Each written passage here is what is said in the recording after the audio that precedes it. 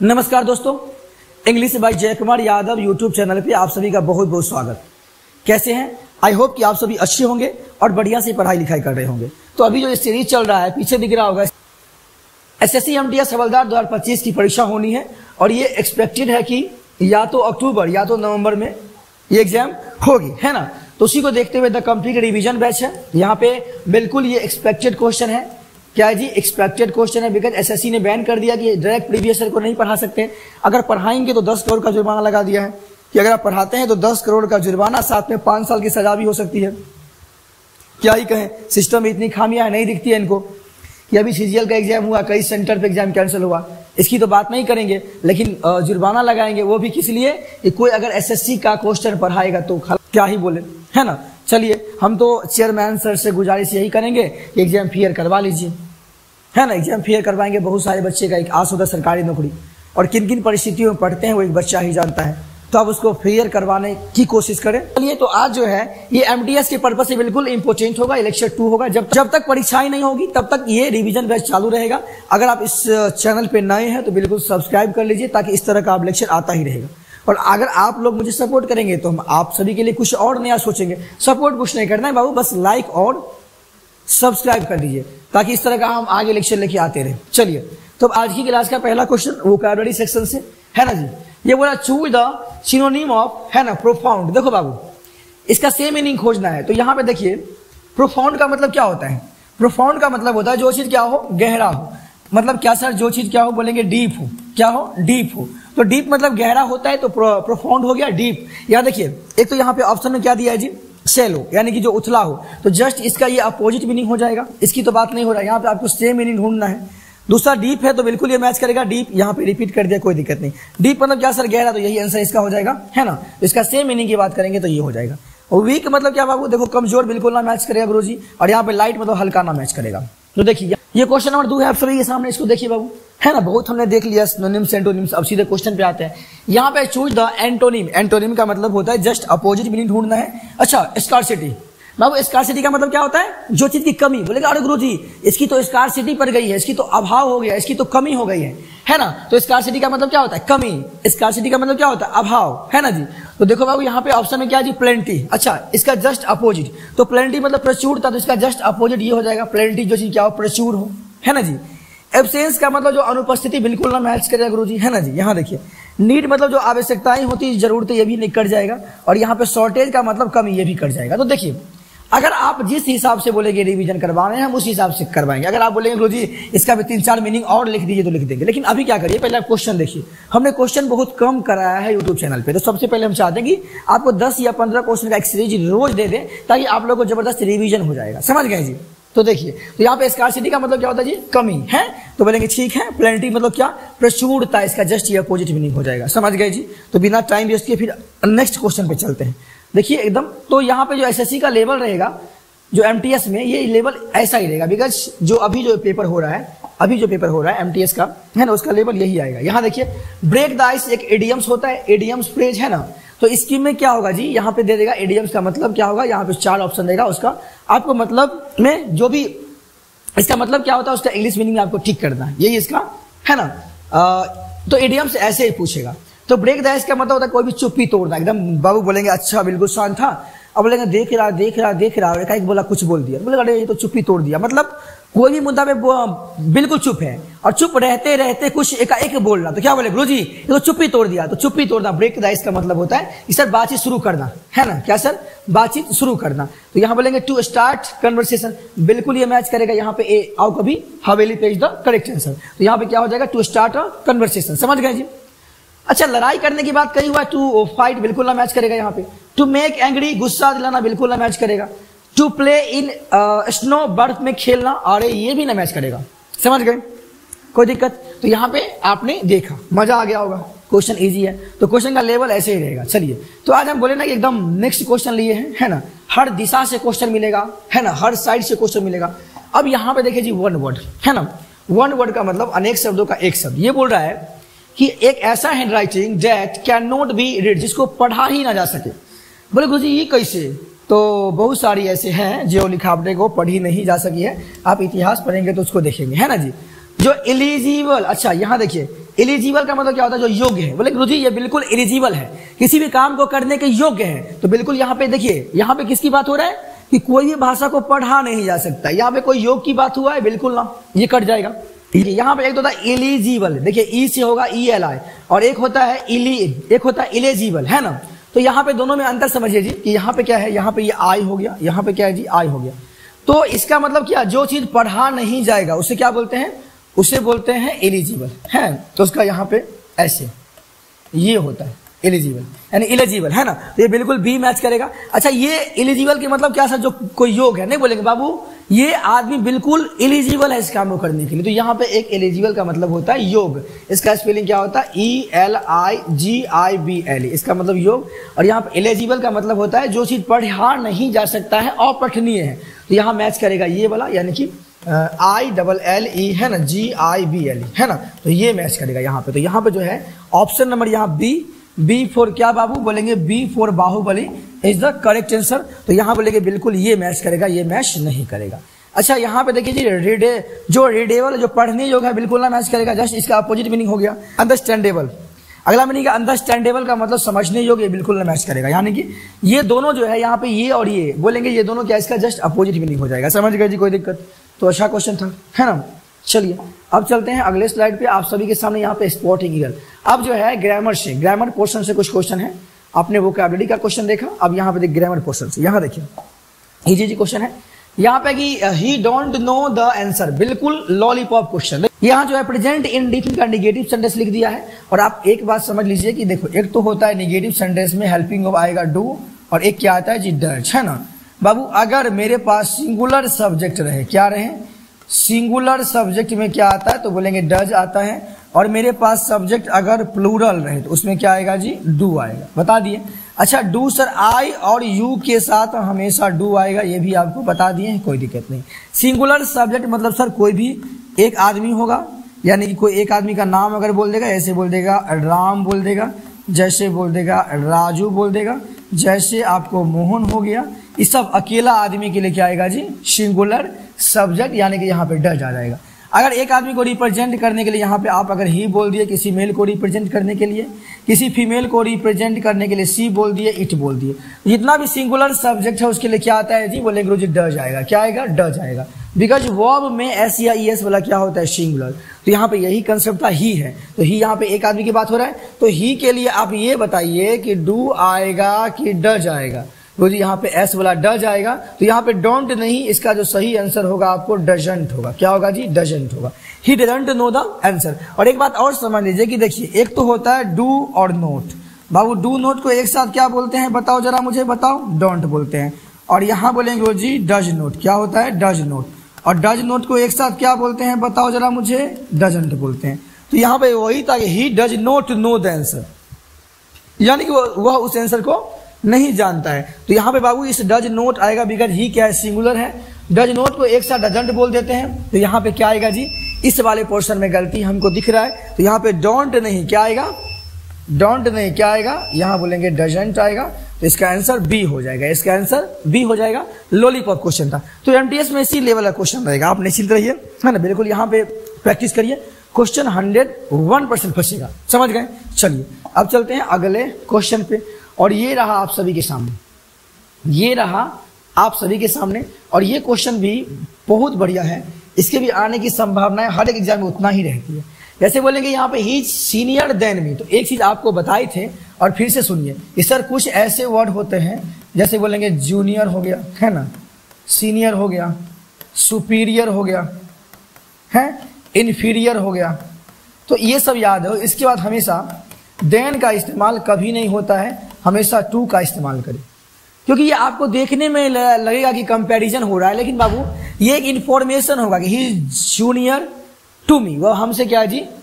हमसे क्या है? तो बोलेंगे सर जूनियर है। इसका मतलब यहाँ पे इस वाले परिस्थिति में कभी देन का इस्तेमाल नहीं करना है, टू का। ये सब वर्ड यहाँ पे इंपोर्टेंट है। तो यहाँ पे देखिए सीनियर है, तो सीनियर के लिए क्या कभी देन आएगा? बिल्कुल ना आएगा। क्या आएगा जी? टू आएगा। अच्छा, ये वाले पोर्शन में आगे सी वाले में गलती हो गया। ये स्पोर्टिंग एरर का क्वेश्चन है, त्रुटि पहचाना है, कौन से ऑप्शन में गलती है, यानी कि यहाँ पे कहाँ पे गलती है, जहां पे गलती होगा ऑप्शन में आपको टिक कर देना है। तो बोलेगा यहाँ पे देन नहीं, इस देन के जगह पे हम किसका इस्तेमाल करेंगे? टू का इस्तेमाल। क्या करेंगे जी? टू का इस्तेमाल। समझ गए जी? तो बढ़िया क्वेश्चन था।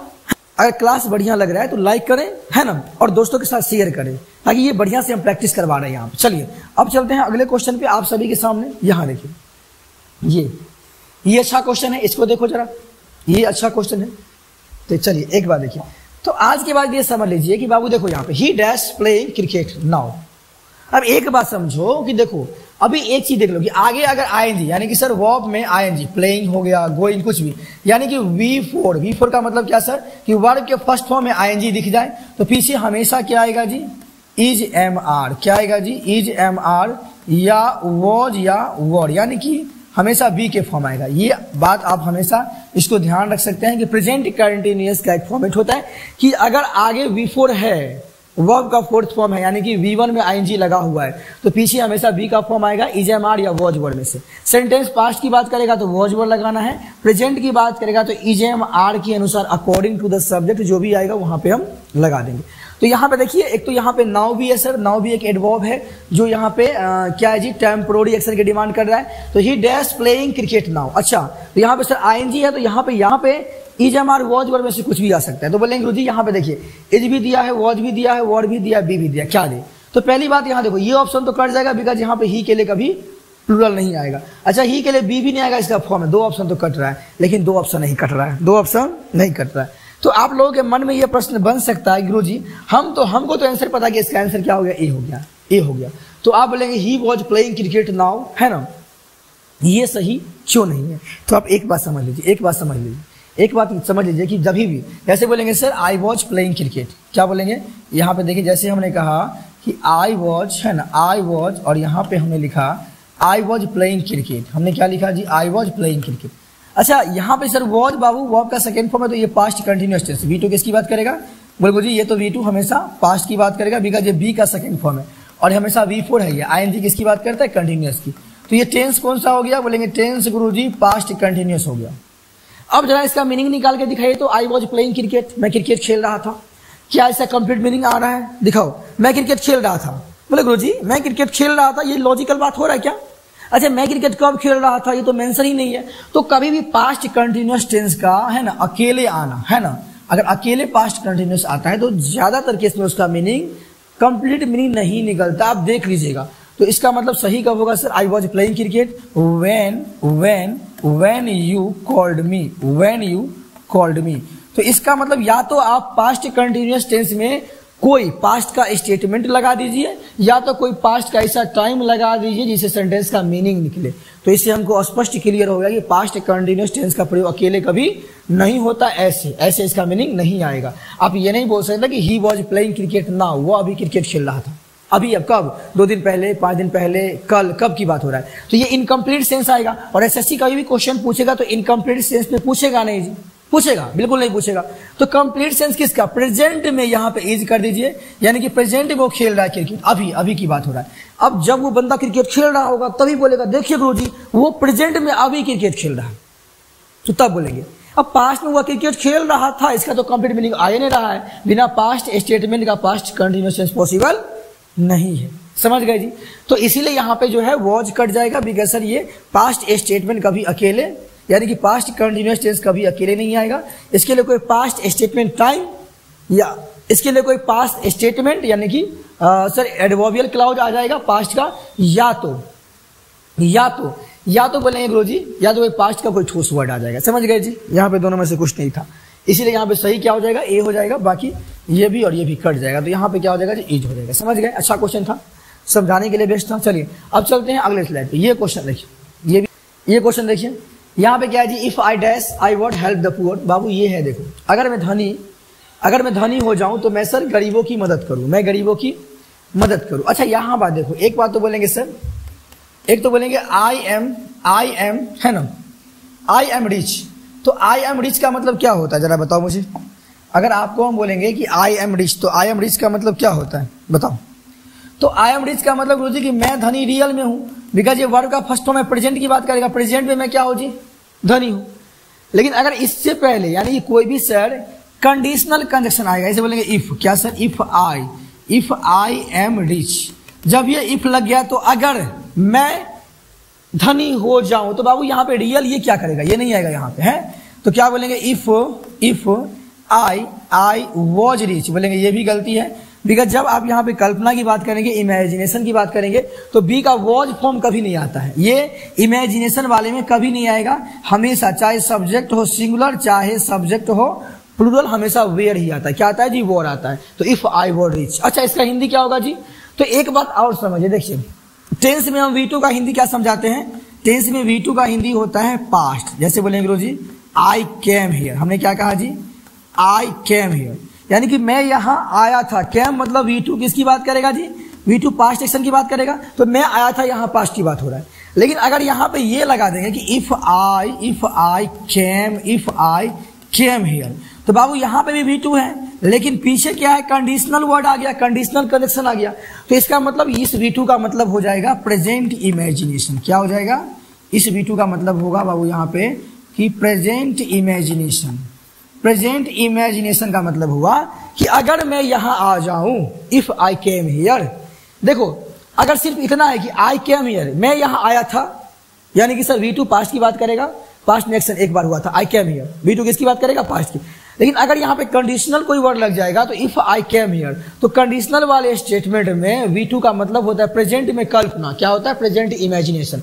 तो अगर मैं यहाँ आ जाऊं, है इफ आई केम हियर, अगर मैं यहाँ आ जाऊं, I would teach English, I would teach English. तो यही वाली बात है कि V2 का तो एक तो मतलब टेंस में हम सिखाए हैं कि पास्ट में कोई एक्शन हो गया था, लेकिन प्रेजेंट इमेजिनेशन के लिए भी V2 का इस्तेमाल होता है। अब यहाँ पे वही वाली बात है सर, देखिए इफ आई डैश रीच, तो देखो पहली बात, इफ आई वॉज, तो सर इफ लग गया है, कंडीशनल वाले वर्ड है, तो यहाँ पे वॉज का इस्तेमाल होगा ही नहीं, भी जस्ट बताए हैं कि कंडीशनल वाले में वॉज का इस्तेमाल कभी नहीं होगा, जिंदगी में कभी नहीं होगा, चाहे सब्जेक्ट यू हो, चाहे सब्जेक्ट दे हो, चाहे सब्जेक्ट वी हो, कभी नहीं होगा। समझ गए जी, नहीं होगा। तो यहाँ पे बाबू क्या करना है, वॉर करना है कि इफ आई वॉर रिच, अगर मैं धनी हो जाऊं, हूं भी नहीं सर, V2 है तो V2 इफ वाले में क्या आएगा जी, प्रेजेंट इमेजिनेशन। प्रेजेंट इमेजिनेशन, अगर मैं क्या हो जाऊं जी, अगर मैं धनी हो जाऊं तो मैं गरीबों की मदद कर दूं, मैं गरीबों की मदद कर दूं। तो यहाँ पे ये था इसका लॉजिकल आंसर। समझ गए जी।